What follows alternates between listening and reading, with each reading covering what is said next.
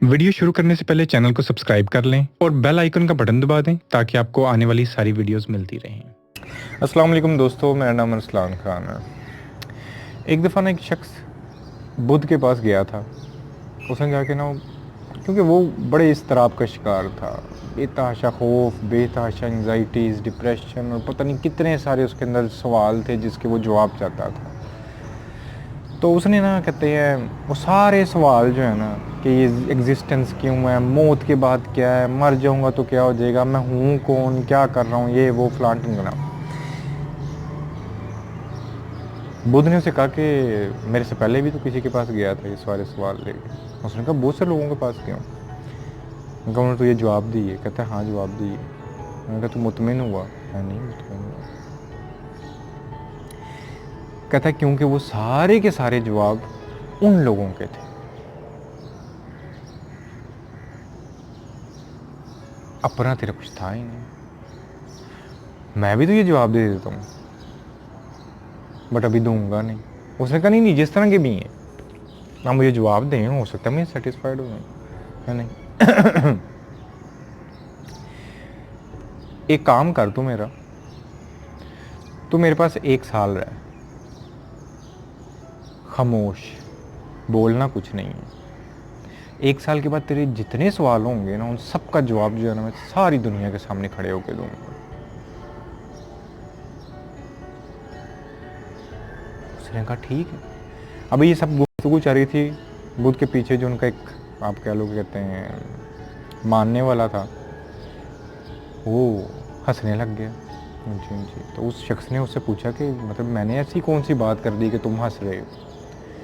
उसने कहा तुम्हारे साथ बुद्ध मजाक कर रहे हैं और फ्रॉड कर रहे हैं। कहते वो कैसे? कहते मैं भी, वो कहता मैं भी आया था साल पहले और इस तरह की सवालात लेके आया था। आज मेरे अंदर कोई सवाल नहीं है, सब जवाब मिल गए और मुझे आज तक इन्होंने कोई जवाब नहीं दिया और यही कहा खामोश बैठे। और इसी तरह ही हुआ कि वो जो उनसे सवाल पूछ रहे हैं तो वो 1 साल तक खामोश बैठा रहा बुद्ध के पास। और 1 साल के बाद उसे बुद्ध ने बुलाया, उन्होंने कहा कितने सवाल हैं, सब बताओ मुझे, मैं उनका जवाब देता हूँ। कहा कोई सवाल नहीं। उन्होंने कहा मेरी डायरेक्शन जो थी वो खुद से अलग थी, दूसरी तरफ थी, अपनी तरफ थी ही नहीं। अपनी तरफ मुड़ के देखा तो सब जवाब मिल गए। बिल्कुल इसी तरह जैसे कि वो उसने जो एक्सप्लेन किया, उसने कहा कि वो तो ऐसे था। अब मैं जब उसके बारे में सोचता हूँ कि जिस तरह बंदे को बहुत तेज़ बुखार हो जाए, चक्कर आ रहे हैं और वो कहे कि यार ये मेरी जो चारपाई है ये क्यों आसमानों में उड़ती फिर रही है, इसको रोको, इसको कुछ करो। ये बहुत ज़्यादा बंदा जब कोई अल्कोहल पी लेता है उसके बाद उसका दिमाग घुमा होता है और वो कहता है कि मतलब क्या हो रहा है, ये सारी दुनिया हिल क्यों रही है और पकड़ो इसको, बेहोशी में था। या फिर सारे घर वाले कहते हैं नहीं अभी हम तुझे दवाई देंगे, तेरा जब ये सब कुछ बुखार ठीक हो जाएगा या तेरा जब नशा कभी उतर जाएगा तो ये पता चल जाएगा कि सब कुछ ठीक है। आज सब कुछ ठीक है, सब साफ साफ नज़र आ रहा है। पॉइंट इज़ खामोश रहना सीखें, चुप। जब ये कायनात नहीं थी बनी ना, चुप ही थी यहाँ पर। हमने इतना ज़्यादा शोर इकट्ठा कर दिया, बिला वजह बोलने का, बिला वजह सोचने का। यही चीज़ें हमारे अंदर जो एंग्जाइटीज़ क्रिएट करती हैं हमारे अंदर। स्पेशली आज मैंने एक मेडिटेशन करते हैं हम लोग डेथ एंग्जाइटी की। डेथ का जो फियर हमारे अंदर आया था, और उस फियर को तोड़ने का भी एक ही तरीका है, खामोशी, अकेलापन से प्यार। Live in this spaces. आप लोग मेरे साथ हल्की सी मेडिटेशन शुरू करें। उम्मीद करता हूँ कि, और जब भी वक्त मिले आप ज़रूर किया करें। किसी भी इजी पोस्चर के अंदर आप इस टाइम बैठ सकते हो, लेट सकते हो। कोई ज़रूरी नहीं है कि आपको पर्टिकुलर जो है पोस्चर में बैठना है। सुकून से आंखें बंद कर लें, शोल्डर्स अपने नीचे फेंक लें, जितना रिलैक्स कर सकते हैं। अपने पूरी बॉडी को दोबारा से जिस तरह पहले स्कैन करें, देखेंगे कोई मसल, कोई हिस्सा है प्रेशर में तो नहीं है, कहीं पे टेंशन तो नहीं है, उसको रिलैक्स कर लें। स्पेशली अपने फेस के सारे फेशियल्स जो हैं उनको रिलैक्स कर लो। बिल्कुल मोशनलेस स्टेट के अंदर, कोई ज़रूरत नहीं है हिलने की।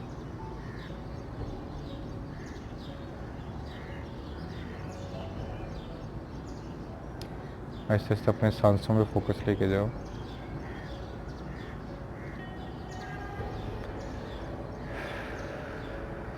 थोड़ी सी डीप ब्रीथिंग शुरू करो।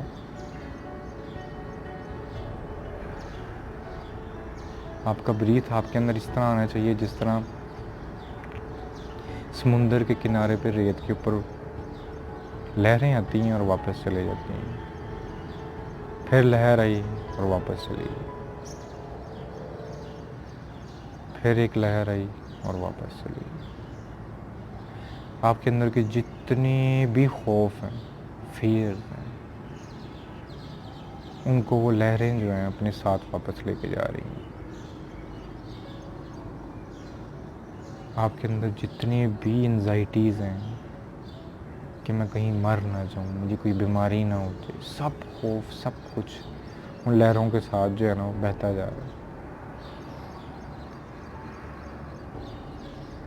एक के बाद एक लहर आती और आपकी वो टेंशन्स, वो एंजाइटीज़, वो खौफ वो साथ लेके चली जा रही है।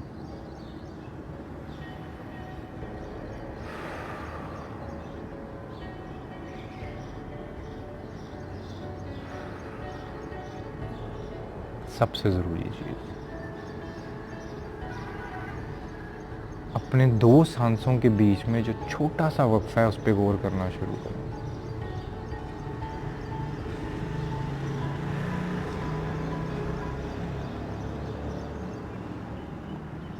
बिल्कुल छोटा सा वक्फा आता है आपके दो सांसों के बीच में।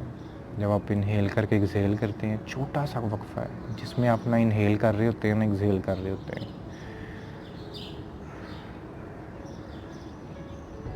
उस वक्फे को गौर से देखना, उस वक्फे में कुछ भी नहीं है।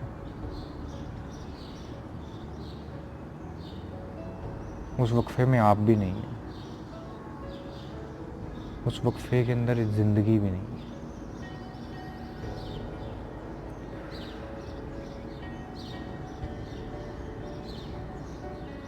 उस वक्फे में सिर्फ पीस है और सुकून है। आहिस्ता आहिस्ता उस वक्फे को थोड़ा सा लंबा करें, स्ट्रेच करें। 1 सेकंड का है तो 2 सेकंड का कर लें।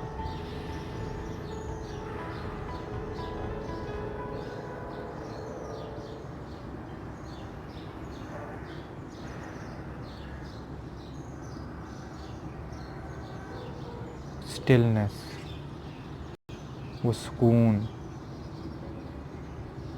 उसी से पूरी कायनात, पूरी एग्जिस्टेंस वजूद में आई है। पूरी कायनात, पूरी एनर्जी, सारी कायनात में जो एनर्जी इस टाइम फैली हुई है वो इसी तरह सुकून में है। उसको कुछ भी नहीं करना, उसको कोई खौफ नहीं है, ना वो कभी पैदा हुई थी ना वो कभी मरेगी।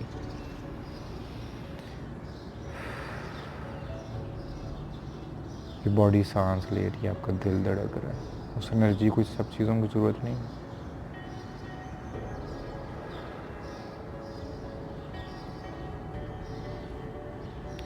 उस जब भी कोई बात करे, अब मैं जो बात बोल रहा हूँ,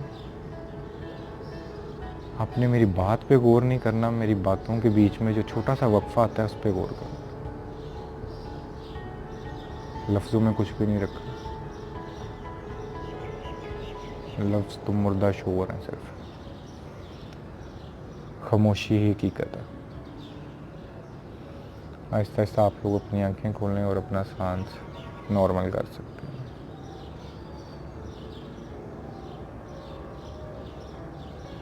कोई ज़रूरत नहीं है मौत से डरने के लिए। मौत एक इंतहाई मीठी चीज़ है। जिस तरह एक मीठी सी नींद आती है, हमें कितना खुश होते हैं, एक अच्छी नींद मिल जाती है। बिल्कुल इसी तरह ही अगर आप कॉन्शियसली मौत को गौर से देखना शुरू करें तो वो बड़ी मीठी चीज़ है, वो बड़ा खूबसूरत लम्हा है। इस बॉडी से आपका डिपार्चर, तो इसे डरने की ज़रूरत नहीं है। इसकी खूबसूरती को एक्सेप्ट करें और अगर आ जाए तो इसमें कोई मसला नहीं।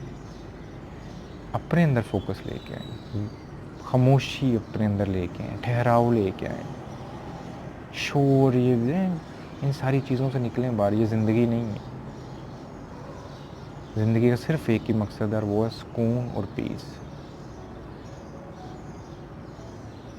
बात अच्छी लगी हो, सेशन एंजॉय किया हो, लाइक और सब्सक्राइब कर सकते हैं। आज के लिए इतना ही। अल्लाह हाफिज़।